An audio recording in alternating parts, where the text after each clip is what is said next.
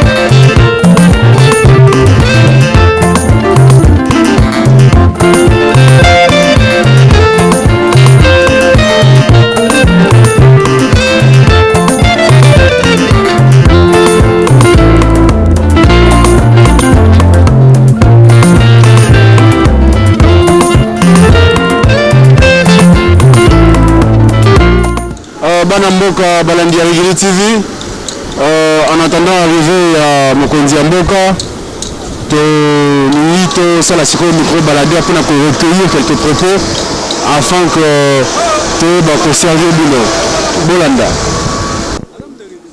Balandirigini TV, Tokutani na Toebite Tobenga na Yemo se présenter. Bonjour papa. Bonjour papa nana. Comme on a pas noir Likala moto. Naza bongo artiste comédien et puis naza aussi artiste animateur na kata club FC Renaissance du Congo et puis une équipe nationale du Congo. Tomoni olati ezali lolengo no ya kolela cardinal Mosengo to boni. Oui, lolengo na kolela cardinal Mosengo ne bomoni na lati na tenir cardinal. Ne bomoni ya kolela pour pas za cardinal ya on a lati tenir ba cardinal. Ne bomoni nga. Ozali croyant catholique. Na croyant catholique. Ofandi wapi? Abana limité. Ozali na paroisse Saint-Félix. Saint-Félix. OK.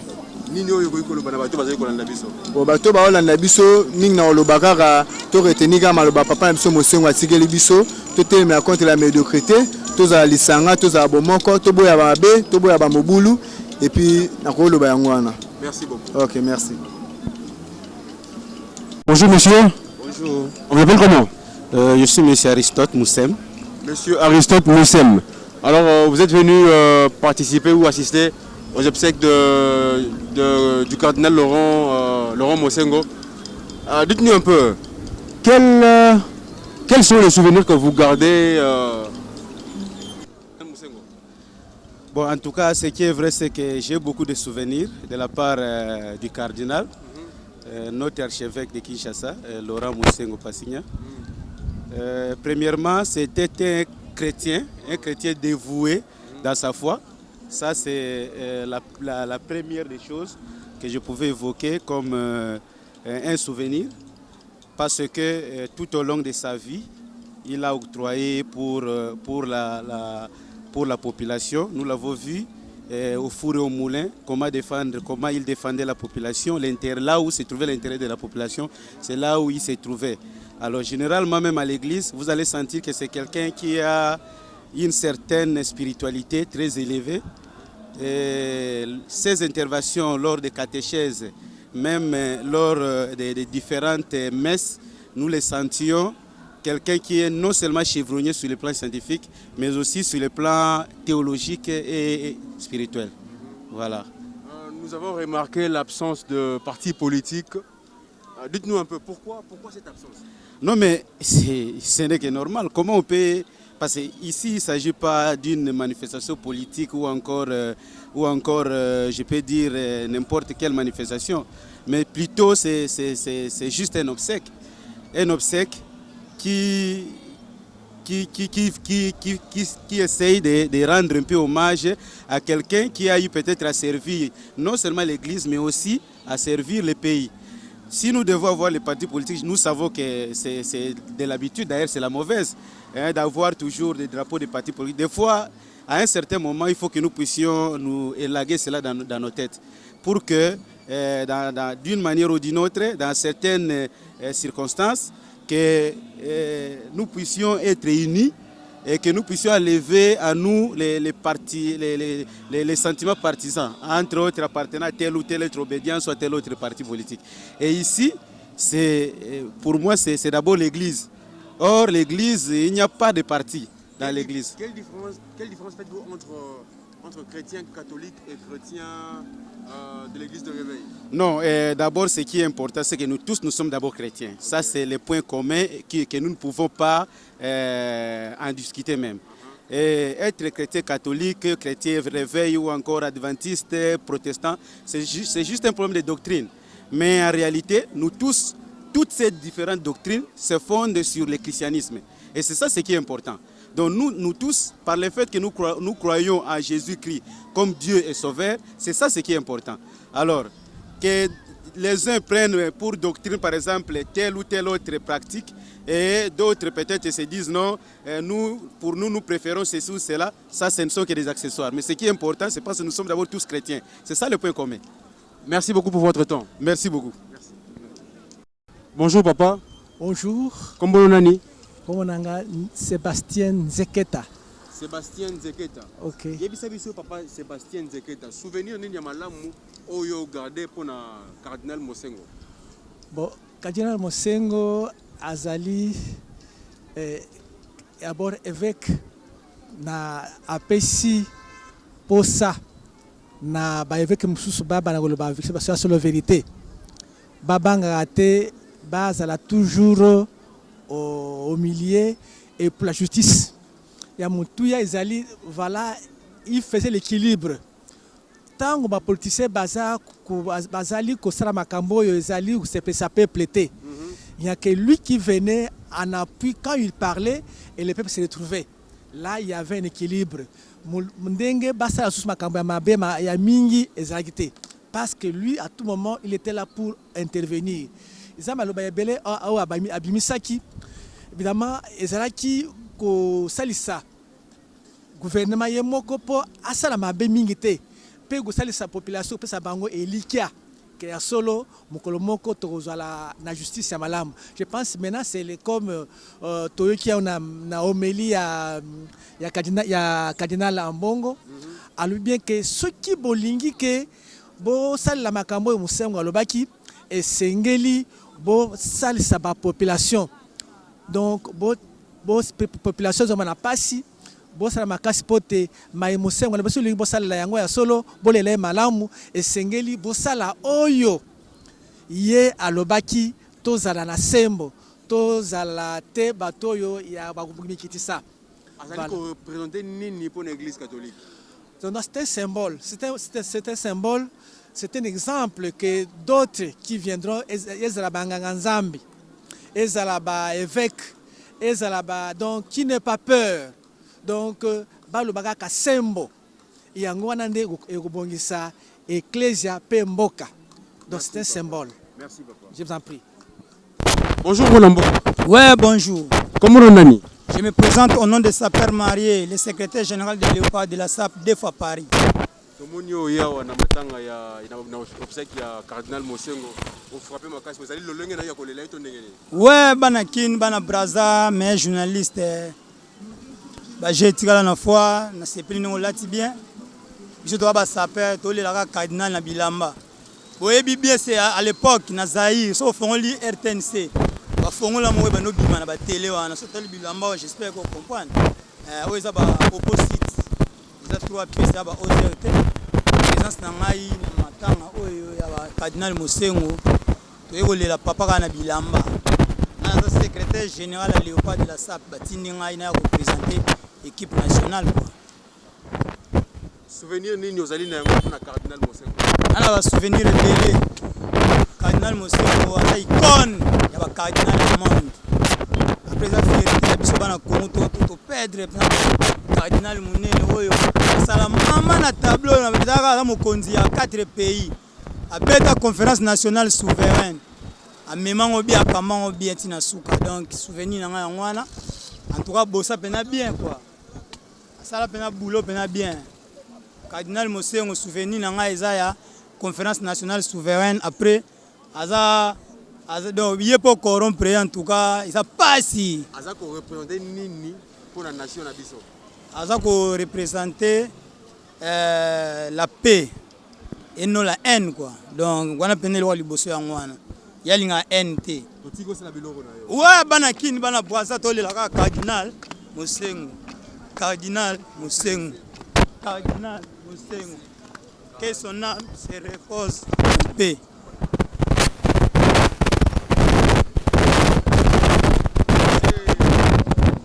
Hola, hola, hola, hola.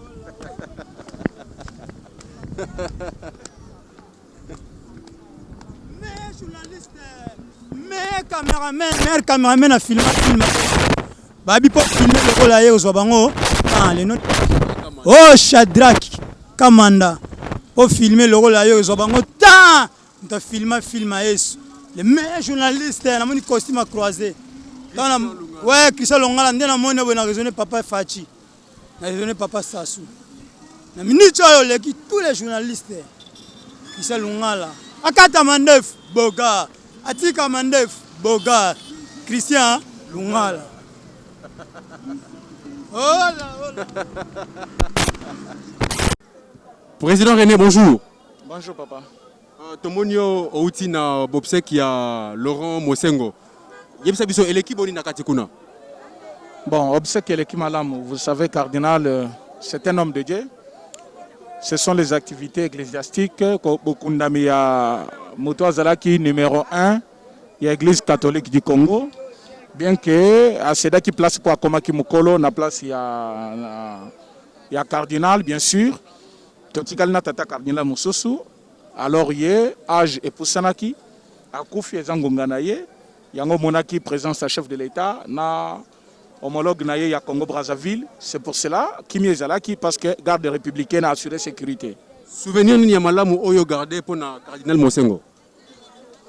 Bon, je sais que quand nous étions dans l'opposition, cardinal Mosengo Azaki moko ya bato bazaki kopé ça un coup de main. Na bato bazaki qualité pour un état de droit, c'est-à-dire Azaki proche à peuple. À un moment donné, quand l'opposition cherchait à s'affaiblir, l'église catholique venait aussi au secours. C'est ce que nous pouvons garder de lui, alors qu'il était le numéro 1 de l'église catholique, alors que l'église catholique s'associait dans l'opposition. Nous avons eu un peu de temps à le connaître et vivre avec lui à cause de son temps politique avec nous. Voilà pourquoi nous sommes venus. dans double casquette en tant qu'un proche congolais dans la politique et puis comme un prélat qui a lutté pour que l'État ou la nation congolaise puisse retrouver la paix. Parce qu'au temps de dictature de Mobutu, dans l'état de dictature de M. Kabila, il a été toujours aux côtés de l'opposition pour que l'opposition le remporte. Président René, yo zali politique. Tu as remarqué l'absence, il y a un drapeau, il y a un parti politique quand il n'a parlé du peuple. Pourtant, vous êtes ensemble, vous êtes en opposition. Pour la absence, il y a un drapeau et un parti politique. Mais ce n'est que normal parce qu'ici c'est un cadre non politique. Pour s'associer à ce qui plaît, on ne doit pas montrer notre identité politique. Nous savons très bien qu'ici, Ezali parlait du peuple. Il était président de l'Assemblée nationale, un moment. Il était président de la nation, conférence nationale souveraine. Dans ce cadre-là, les politiciens peuvent le plaire, mais Bakoki Koya jamais n'a Bakaliko, n'a drapeau, il y a un parti politique, parce qu'il ne faisait partie d'aucun parti politique. Il participait dans les activités pour reconquérir quand même le pouvoir de tout un peuple souverain primaire. Il n'a pas lutté pour avoir le pouvoir comme quelqu'un qui cherchait à être président un jour, bien qu'il y avait les ambitions. Motassa Koufi, nous sommes les Africains. Côté négatif, je ne peux pas le dire ici. Pourquoi? Parce qu'en Afrique, Motassa Koufi m'a bien et Kundami. Nous devons parler que de bien. Moi, je sais qu'il était à côté de nous. Dans un moment, il y a difficulté, il y a Congo. Il voulait quand même s'associer à l'opposition parce que l'opposition était proche du peuple et l'opposition défendait le droit du peuple. En ce moment-là, il devenait politique, mais il ne faisait pas la politique.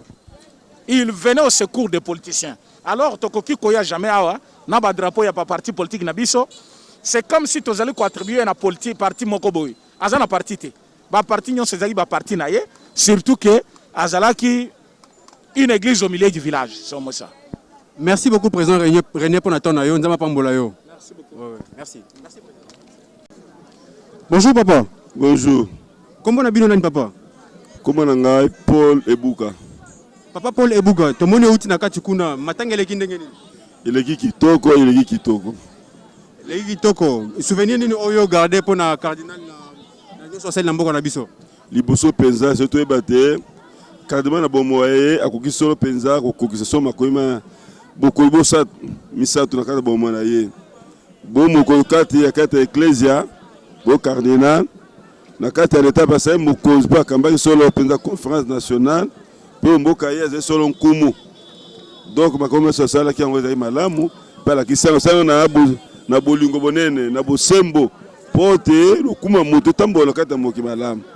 Yangwana développé Moussa Salaki et moi na miso bato yo pesa ye penza lokumu na Moussa Salaki nango. Est-ce que mokonzi mboka na biso a honoré penza malamu? Asal malamu. Ce qui était même bato yo sel sigo était donc le commune sigo donc mokonzi mboka ni mete maso na malamu. Donc bakonzi ba l'état ba honoré peuple Moussa Salaki pour lokumu ya mboka na biso na Moussa l'état. Merci papa. Merci Nabino. Bonjour maman. Bonjour papa. Comment on a maman? Comment madame Kibibi Mangaza Jackie. Tomoni outi na kati kuna matangele kiboni. Matangele kitoko makasi mage kolela tolembi pasi mais en tout cas matangele ki madame. Jour boyoka ki sango que cardinal akei. Ah ben sentiment oyo e mataki kasi ezaki sentiment ya ndenge nini? Ezaki lokola kake. Isala ki biso pasi makasi. Jour toka cardinal akufi. Tozaki que ces andoto mais andoto tes réalité. En tout cas, ça qui passe ma case. Poto qui malade à Canada, toyoka qui a humilité et qui est en moukié, toyoki sango. Je crois une semaine, 6 jours après, toyoki na liwamba la moko. En tout cas, toyoka passe ma case. Souvenir ni malamu oyo ozali na ngo pona cardinal. Ngai na témoigner pour ngai te, mais na témoigner pour na maman ngai ngaki aya mazu makasi te po ba moi maman so akoli moi makolo. Mais ça témoignage moi pesa nga na buto ya bisinga lobi. Cardinal Mosengo abengisaka bavefu nyonso ya ville ya Kinshasa. Bavefu wana nyonso basanganaka na Lindonge. Tant bakomi wa bandi losambo. Babandi losambo messe botita o messe komi na katikati boye. Bamona kaina moko mupepe moko eya ya kusakana te. Tango komi lera homélie kaina ya makasi esalaka ata ba 20 à 30 minutes. Tango moi Seigneur Mosengo amonde ngwana afuka mabandi kusambe. Kaina nezo pepa kaka ya makasi. Bitamba ba mame koi do makambo bele bloko bele en tout cas bloko bele panzana ki mukolo wana ti ntango se wasi kosambela telemi kai napesa nini ekosila ayesi mama veve alobi bolela te nzambe ye moko asa sokoli bino alakisi bino mabe nyonso bozalaki nango esali nini ekei asokoli bino na ndenge ya molimo na ndenge ya nini eyaki eloko moko ekambwisaki biso mingi atuka mama veve bandaki kolela mpo ezalaki somo na kai nani ezalaki eloko mona bamona te antuka esalamaka mpo na cardinal na biso mosani ya mosengo alendisa mpenza baveve makasi. Maman tomoni na histoire ya cardinal abunaki mingi mpo na biso bana mboka. En tout cas abunaki mingi na actuel disons bato baza na pouvoir sikoyo tant bazaki na opposition. Mais tu as remarqué absence ya parti politique ba drapeau ya parti politique au PEPA. Tout autour il y a parlé du peuple. Expliquez biso pourquoi phénomène wana. Papa biso wana tomoni yango pasi te omoni tozolela soko tali bato nyonso baya bazaka na kati ya parti politique. Mais tant matanga ezali moto so na courage te omona moto abosana keloko eloko alinga asala kosala te parce que soki makoti makasi moto aza komibosana asala eloko alinga kasala quoi que bato nyonso nde bato na kati ya parti du peuple baza kati ya politique baza ba parti nzingini ke mais malgré baye na ba rappeler te mais nayebi ke baza na kati ya parti politique mais tango eloko eza lokola ku bato bandimaki te kosala mandinga moto aza mibosani eza nini biso lelo toza kolela mpona pa cardinal ke fala azala mpona baélection eza koya toyebi ke papa alinga soutenir biso makasi alinga alendisa biso bana Congo toyeba ndenge nini tokosala mpo ete maponami oyo ezoya toyeba nani tokotia na esika mpo ete tose retrouver en tout cas tozosouffrir. Maman ozali politicienne ya parti politique nini? En tout cas nazali nga na mingi politique na kati ya ndako. En tout cas na banda plus de 30 ans na ba télévision ba débat politique tout et tout ouais na lobaka mais na zui idée ya kokota la parti politique mon côté pour na kati administration mon administration na politique etambola kisika mon côté mais toza quand même na ba idée ya kopesa ke papa osoka zalaka peut-être nga sunga biso na maponami opo papa abundaki mi pona peuple congolais abundaki mi pona ko mona peuple azo souffrir zaka na clan moko baza ko sepela mamso baza ko sepela te yes bitumane za ke mutu nyonso se retrouver atala muke pona bonheur ezala kati ya mboka na biso bon nzambe moko abindeki ni asali mais nde toka discours papa mbongo tozala ini toza bomo toza makasi po komba okadina atikeli biso tosala nini tokoba nango tina suka na suki wana. Merci beaucoup maman. Bandeko balandi ya Reggae TV bomoni bino moko en image ndenge to salit descente sur terrain pour na kolaksa bino lolenge déroulement ya obsèque ya cardinal ezali koleka bomoni bino ko en image to salaki yango pour na ko satisfaire bino pour na bino ba oyo bosu temps ya kokoma on a parlé du peuple te po ete bolanda yango en direct na chaîne Mosusu de na Reggae TV. Alors restez branchés et n'oubliez pas de vous abonner à suivre.